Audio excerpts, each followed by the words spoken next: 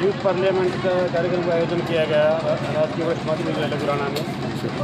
तो ये किस सत्र पर होता है, किस तरह से इसका मतलब? ये सर भारत सरकार का जो पार्लियामेंट्री अफेयर मिनिस्ट्री है वो इस कार्यक्रम को करवाती है।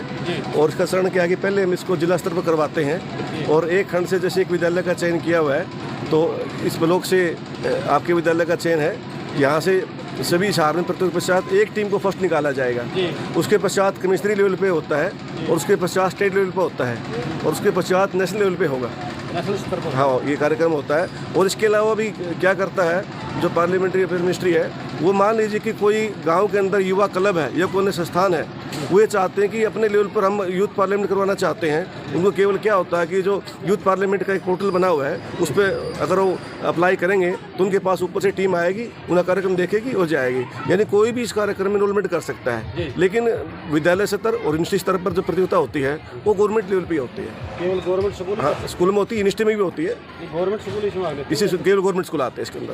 इसका क्या आउटपुट रहता है? इसका आउटपुट ये होता है, जो बच्चे होते हैं इस कार्यक्रम में मोस्टली हम 9वीं से 12वीं के बच्चे लेते हैं और जो हमारी लोकतांत्रिक प्रणाली है उसके बारे में जानकारी देना, किस प्रकार कानून बनते हैं, क्योंकि वो हमारे भावी मतदाता है। कुछ बच्चे 18 साल के हो गए हैं, कुछ हो जाएंगे। जब वो संपूर्ण प्रणाली को जानकारी प्राप्त करेंगे तो भविष्य में अच्छे मतदाता होंगे और लोकतांत्रिक व्यवस्था को मजबूत करेंगे। तो आपको कैसा लगेगा? नहीं, हमें अच्छा लगा और हमें लगभग ये 6 साल कार्यक्रम आयोजित करते हो गए, तो आज का कार्यक्रम वास्तव में बहुत अच्छा था। जो इसके लिए जो विद्यालय का यहाँ का जो प्रशासन है, जय सिंह जी प्राचार्य हैं, प्रवीण जी पॉलिटिकल साइंस के लेक्चरर हैं, बजय सिंह जी ज्योग्राफी के लेक्चरर हैं, इन्होंने बहुत अच्छी तैयारी करवाई है और ये वास्तव में सभी बधाई के पात्र हैं।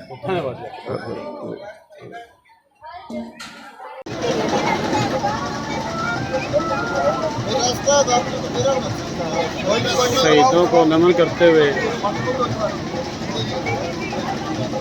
ये ज्योति प्रज्वलित करके पूर्व सरपंच और सरपंच हाल ही में करो।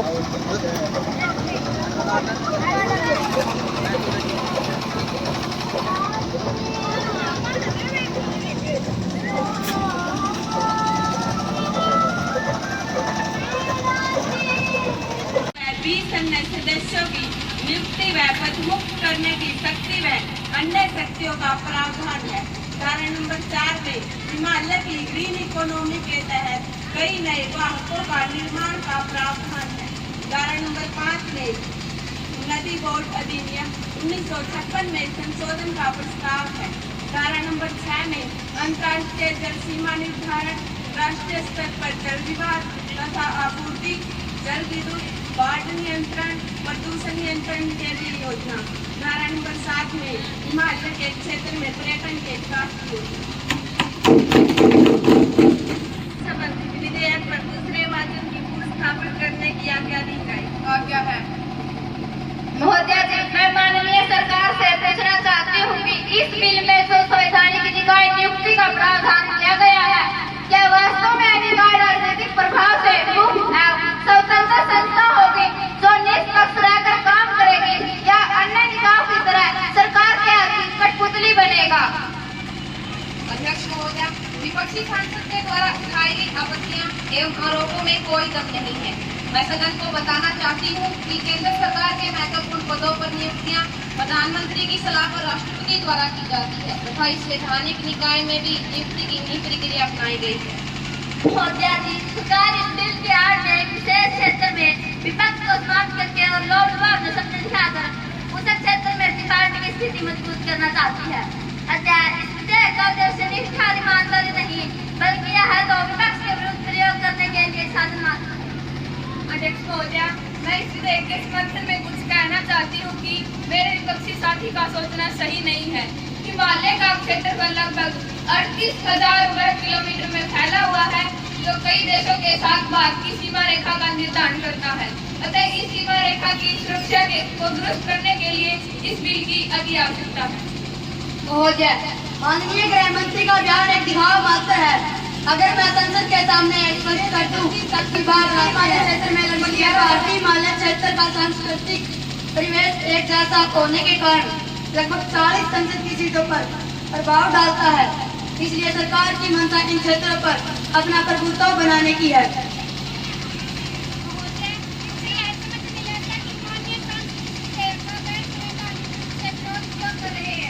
वास्तव में आज हिमालय के प्राकृतिक संसाधनों जैसे नदियां, ग्लेशियर, भूरक्षण, वनस्पतिकरण व सांस्कृतिक परिवेश को बचाए रखने की अति आवश्यकता है। भारत के पूर्व भौगोलिक क्षेत्रफल के 16.3% भाग में फैले विशाल हिमालय क्षेत्र को समृद्ध बनाए रखने की जरूरत है।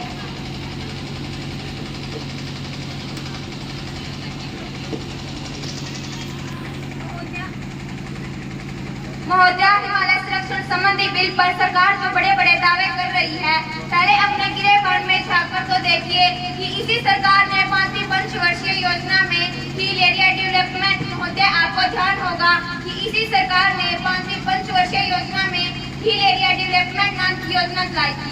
इसके अंतर्गत हिमालय क्षेत्र को छोटे छोटे टुकड़ों में बांटकर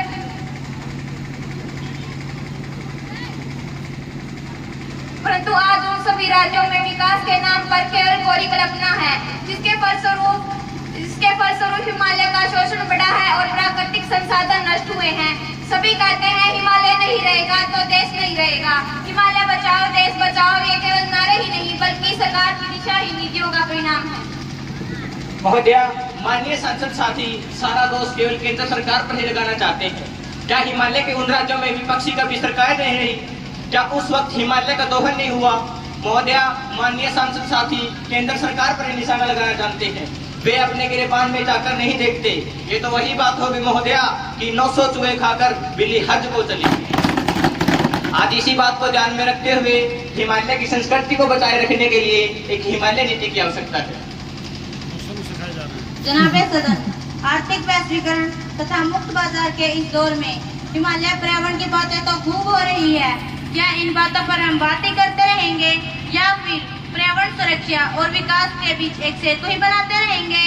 जबकि अब सबसे महीन मंथन की जरूरत है कि गलत विकास के कारण जो हिमरेखा पिघल रही है, चट्टानें डाल नीचे खिसक रही है, आपदाएं चेतावनी दे रही हैं, परिणाम सामने आ रहे हैं। पिछले कई दशकों में हमने जो बांधों और तीर्थाटनों के नाम पर विकास किया, उसने हिमालय की नाजुक ढलानों में खतरनाक बदलाव ला दिया। खोखले दावों के कारण लगातार फिसल रही ढलानें यदि अपना रास्ता स्वयं चुन रही है तो इसे प्राकृतिक आपदा कहना बेईमानी होगा। अतः इस विकृत पर्यावरण के लिए इस संसाधनहीन सरकार को अधिक कसूरवार ठहराया जाए तो गलत नहीं होगा। मैडम, पर्यावरण के बढ़ते दबावों से निपटने के लिए 3 नवंबर 2008 को गंगा बेसिन प्राधिकरण के आधार पर गंगा को राष्ट्रीय नदी घोषित किया गया, परंतु यह कवायद हिमालय क्षेत्र के बड़े निर्माणों के मद्देनजर कसौटी पर रखी गई। परंतु यह कवायद हिमालय क्षेत्र के मद्देनजर कसौटी पर रखी गई। लगातार आपदाओं से घिरे रहने के बावजूद भी प्रकृति की चुनौती से निपटने के लिए कोई ठोस तंत्र गढ़ा ही नहीं गया। अब दोष दे तो किसे दे? Respected madam, let me say that the goal of contention is that should Himalaya secured by the government according to its importance, or should Himalaya saved to according its religious and historical importance? महोदया, मैं माननीय प्रधानमंत्री जी का इस bill के लिए धन्यवाद करती हूँ। बहुत देर करती मेहरबान आते आते। महोदया, क्या सूरज को प्रमाण देने की जरूरत है कि उसमें तेज है? क्या सूरज को प्रमाण देने की जरूरत है कि उसमें तेज है? क्या उसका प्रकाश प्रमाण नहीं कि उसमें तेज है? महोदया, हिमालय भारत की लाइफलाइन है। प्रति वर्ष हर धर्म के लाखों करोड़ों लोग यहाँ शीश निभाने आते हैं, लेकिन आज मुझे बड़े दुख के साथ कहना पड़ रहा है कि जो काम पहले करना था उसे आज किया जा रहा है। माननीय प्रधानमंत्री जी जो बड़े अदब वाले हैं, मैं उनसे यही कहना चाहूंगी कि हिमालय हमारा मक्का है।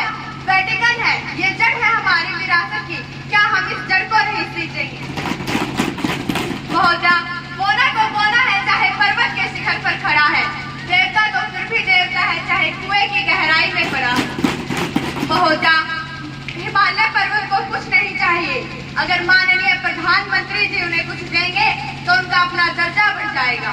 That's all I have to say। Himalaya हमारी शान है, हिंदुस्तान की आन है। वंदे कहो कहो मातरम, बात है अपनी शान की, बात अपनी आन की। जय भारत जय भारती, जय बोलो हिंदुस्तान की, जय बोलो हिंदुस्तान की। रिस्पेक्टेड मैडम, हमारा प्रकृति के प्रति क्या कर्तव्य होना चाहिए, यह राजनीतिक जीवन से अलग नहीं है। हिमालय की बढ़ती हुई सीमा सरकारी विज्ञान का शिकार हुई है। हमने जीडीपी की वृद्धि दर पर ध्यान रखते हुए पर्यावरण को दरकिनार किया गया। राष्ट्रीय राजमार्गों या निर्माण, नदियों का अतिक्रमण, औद्योगिक विकास के पैमाने को पर्यावरण का संरक्षण बता करके हिमालय को छोटे छोटे टुकड़ों में बांटकर इसे संवेदनशील और अव्यवस्थित किया है। अब हिमालय ने अपना गुस्सा इस तरह के आधार पर दिया और साथ में हमें यह सोचने के लिए मजबूर कर दिया कि अब हिमालय के पुनर्निर्माण की जरूरत है। परंतु अब उन परंपराओं को दरकिनार ना किया जाए महोदय, जो पिछले समय में तय की गई थी। आज आवश्यकता उन परंपराओं को सहेजने की, आज आवश्यकता उन परंपराओं को संवारने की, ताकि आने वाली पीढ़ी हमें दोषी न ठहराए। महोदय, पिछले 35 वर्षों से हिमालय बचाओ का जो दबाव चल रहा है, अब तक यह स्पष्ट नहीं है कि हिमालय को किससे बचाया जाए। उत्तराखंड और हिमाचल प्रदेश में आई भयानक आपदा हिमालय की अर्थव्यवस्था को तहस नहस कर गई।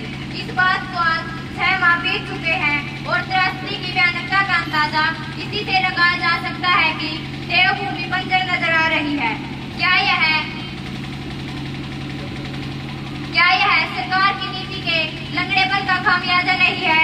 क्या सरकार और कोई दूसरी राहत एजेंसी अभी तक यह बता पाने की स्थिति में नहीं है कि प्राकृतिक विनाश लीला में कितने लोग लापता हुए हैं?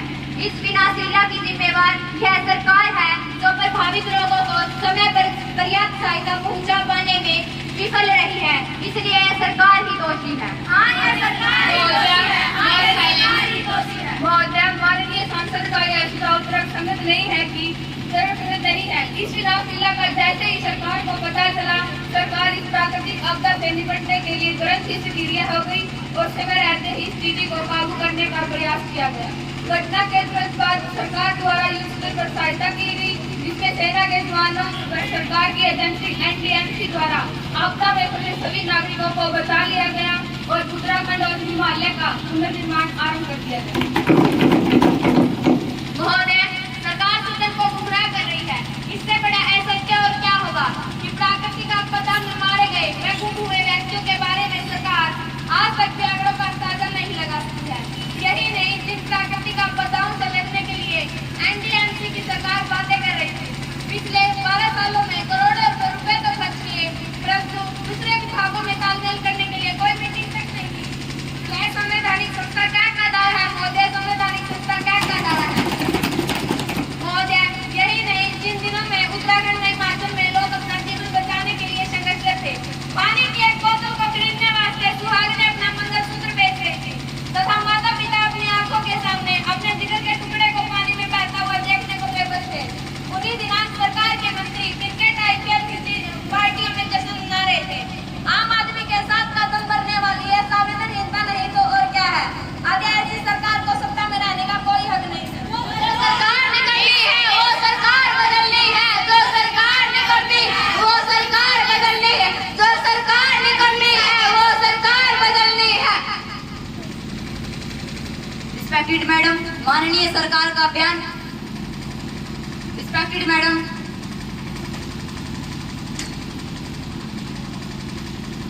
मैडम, माननीय सरकार का बयान विपक्ष की आवाज दबाने का एक साधन है। अतः हम चाहते हैं कि माननीय प्रधानमंत्री जी इस विषय पर अपने विचार सदन के सामने रखें।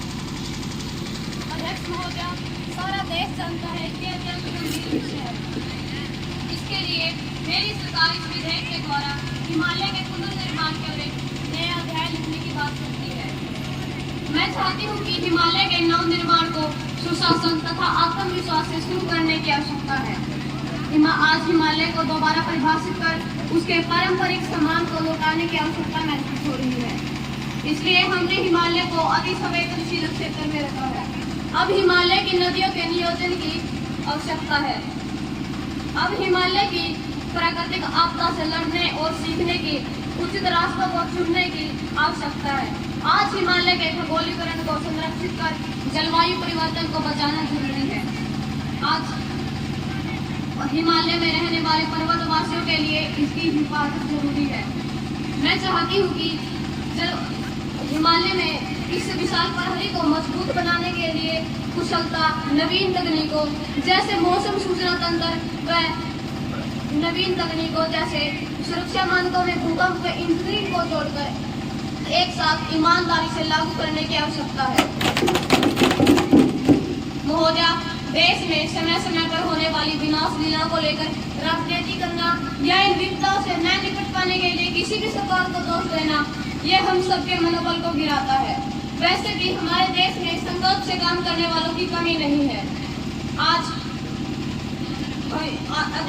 वैज्ञानिकों की भविष्यवाणियों व चेतावनियों को ध्यान में रखते हुए इन विनाश लीलाओं की तीव्रता को कम किया जा सकता है।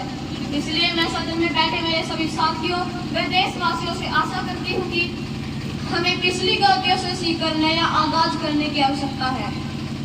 मैं चाहती हूँ कि मेरा सदन से अनुरोध है कि हो गई है पीर पर्वत सी पिघलनी चाहिए, हो गई है पीर पर्वत सी पिघलनी चाहिए, इस हिमालय से कोई गंगा निकलनी चाहिए। सिर्फ आईना दिखाना मेरा मकसद नहीं, सिर्फ आईना दिखाना मेरा मकसद नहीं, मेरी कोशिश है कि इस आईने में तस्वीर बदलनी चाहिए। माननीय सभासदों, इस विधेयक पर दूसरे वाचन की शेष बहस दिनांक 27 दिसंबर 2023 को होगी। अब रियल एस्टेट बिल 2023 पर तीसरे वाचन की बहस शुरू होती है। माननीय शहरी विकास मंत्री जी। अध्यक्षा जी, देश के माध्यम से संपत्ति विकास को पारदर्शी और उपभोक्ता हितैषी बनाने का प्रयास किया गया है। यह बिल उपभोक्ताओं में ज्यादा जवाबदेही सुनिश्चित करेगा। इसके कारण धोखाधड़ी और देरी करने के मामलों में काफी कमी आएगी। महोदया, मैं उन सभी सदस्यों का की आभारी हूँ जिन्होंने इस विधेयक का समर्थन किया है। मैं उनका भी आभार प्रकट करती हूँ जिन्होंने इस पर रचनात्मक आलोचना दी है। राजनीतिक नेताओं के विरुद्ध कठोर कानूनी कार्रवाई के लिए सरकार को निर्देश दे। महासचिव जी, इनकी शिकायत जांच के लिए संबंधित विभाग के पास भेज दें।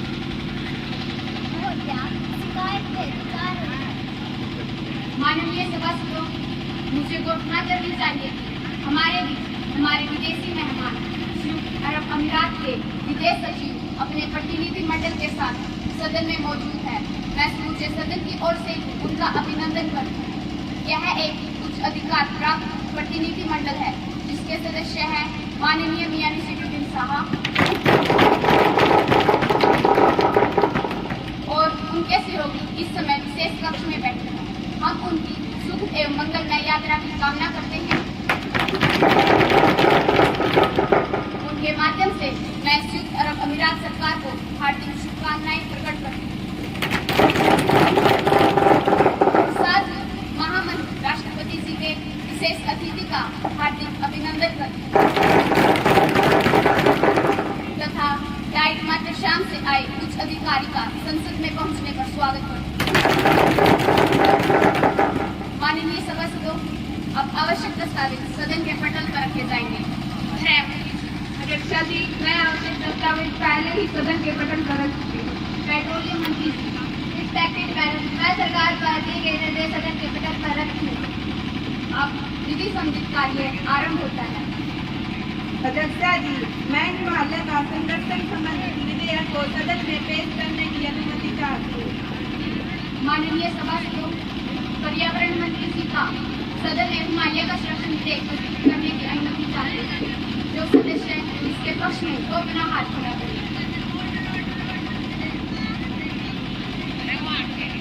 अब जो सदस्य विपक्ष में वो अपना हाथ खड़ा करें।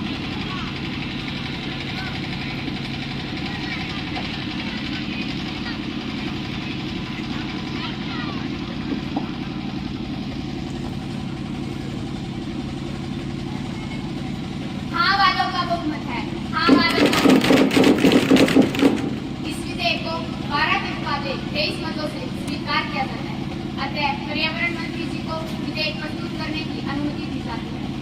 अध्यक्ष महोदय, हिमालय अपने खूबसूरत पहाड़ों, वादियों व नदियों के लिए मशहूर है। भूकंप व सामूहिक दृष्टि से अति संवेदनशील होने के बावजूद औद्योगिक मानकों को टाप पर रखकर हमने इसका अंधाधुंध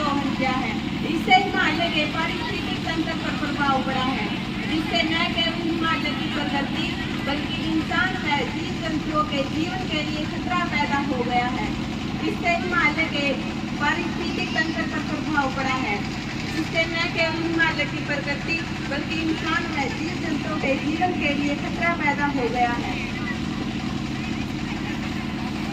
हिमालय में खगोलीय निजीकरण तथा जलवायु परिवर्तन का वास्तव में मारक असर पड़ रहा है। जहाँ धरती भूगलती हो, जहाँ दुख फलक से गिरता हो, जहाँ भूखे नंगे बच्चे केवल आहों पर पाले जाते हो, जहाँ सच्चाई के मुजरिमी सलाखों में डाले जाते हो, जहाँ शहीदों के खून से मैल अपने धोए जाते हो, उस देश की धरती परसों से यह दुख जिगर पर सहती है। अपने देश की हर आवाम को जश्न आजादी मुबारक कहती है। जश्न आजादी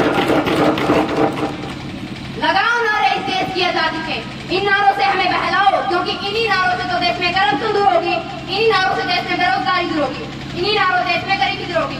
महोदय, मुझे आपसे उम्मीद है कि मेरी बात को ध्यान में रखते हुए आज इस सदन में काम रोको प्रस्ताव पर बहस क्या प्रदान करें।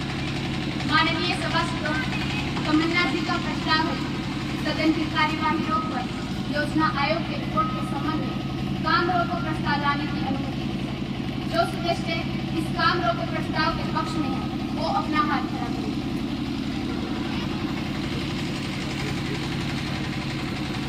अब जो सदस्य इस काम रोको प्रस्ताव के विपक्ष में वो अपना हाथ खड़ा करें।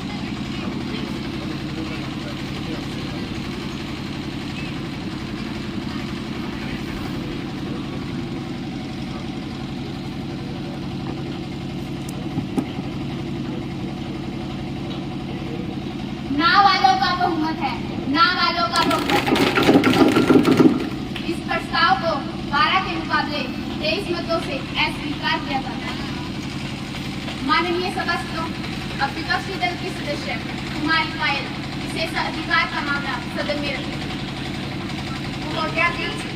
मैं 2015 अगस्त के अवसर पर राष्ट्रीय दिवस मनाने के लिए उत्तराखंड राज्यों में पहाड़ों की रानी कहे जाने वाले शहर मंसूरी में जिस तरह 2 राजनीतिक दलों के नेताओं ने जनता के बीच सरेआम जुलूम हुआ है, यह राष्ट्र के श्रीधाम का अपमान है।